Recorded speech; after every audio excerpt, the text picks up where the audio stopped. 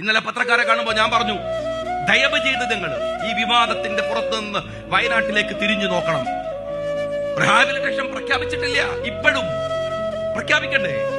ഒരു 10-150 ഏക്കർ സ്ഥലം മാത്രമാണ് എനിക്കറിയാം. ആ സീതാകുണ്ടും പരിസരവും അത്രേ ഉള്ളൂ സ്ഥലം. നിങ്ങൾ പോയി നോക്ക്. 150 ഏക്കർ സ്ഥലം എടുത്തിട്ട് അവിടെ ഓരോരുത്തരും ഇപ്പൊ ഒരു ദുരന്തം വന്നു വീണാൽ എല്ലാവരും ഒരുപോലെ ആവുകയാണ്. അങ്ങനെ എങ്ങനെ ആവുക? ഒരുത്തൻ 50 വയസ്സ് വരെ 60 വയസ്സ് വരെ അവൻ കഷ്ടപ്പെട്ട് അധ്വാനിച്ച് ഒരേക്കർ ഭൂമി 2500 സ്ക്വയർ ഫീറ്റ് ഉള്ള വീട് അവൻ അധ്വാനിച്ചിട്ടാണ്. അവൻ നികുതി കൊടുക്കുന്നുണ്ട്, ടാക്സ് കൊടുക്കുന്നുണ്ട്. എന്നിട്ടോ അവന്റെ റവന്യൂ, അവന്റെ ഭൂമിയുടെ ടാക്സ് വില്ലേജിന് കിട്ടുന്നുണ്ട്. അവനെടുത്ത 2500 സ്ക്വയർ ഫീറ്റിന്റെ വീടിന്റെ ടാക്സ് പഞ്ചായത്തിൽ കിട്ടുന്നുണ്ട്. എന്നിട്ട് അവന്റെ അതല്ലാത്ത കാരണത്തിന് മലയങ്ങോട്ട് ഒടിച്ചു വന്ന്, അല്ലെങ്കിൽ ഒരു സുനാമി വന്ന് അവൻ നിലംപരിശായി. അപ്പൊ എല്ലാരും കൂടി വന്നു അവനെ സഹായിക്കാൻ.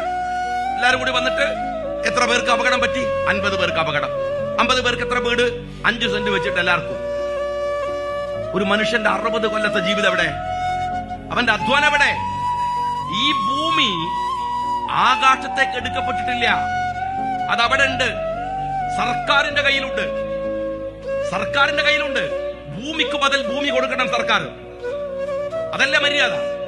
ഒരേക്കറിൽ താമസിച്ചവന് 1 ഏക്കർ കൊടുക്കണം, 5 സെന്റിൽ താമസിച്ചവന് 5 സെന്റ് കൊടുക്കണം. എന്നിട്ട് അവന്റെ വീടിന്റെ സ്ക്വയർ ഫീറ്റ് പഞ്ചായത്ത് പോയാലുണ്ട്. പഞ്ചായത്ത് ഒലിച്ചു പോയിട്ടില്ല. മേപ്പാടിയിൽ അവിടുത്തെ വില്ലേജ് ഓഫീസ് ഒലിച്ചു പോയിട്ടില്ല. ആ രേഖ അവിടെ ഉണ്ട്. ചോദിക്കണം, നോക്കണം. അതല്ലേ റിഹാബിലിറ്റേഷൻ? ഒരു ദുരന്തം വന്നപ്പോ അവന്റെ 10-60 കൊല്ലം അവൻ അധ്വാനിച്ചതൊക്കെ നഷ്ടപ്പെട്ട് അവൻ പിന്നെയും 5 സെന്റിലേക്ക് പോവാ. ഇതെന്തു റിഹാബിലിറ്റേഷൻ ആണ്? ഇതാണോ സർക്കാർ ചെയ്യേണ്ടത്? സർക്കാർ കൃത്യമായ ഉത്തരവാദിത്ത ബോധത്തോടെ ഈ പദ്ധതി നടപ്പിലാക്കുകയാണ് വേണ്ടത്.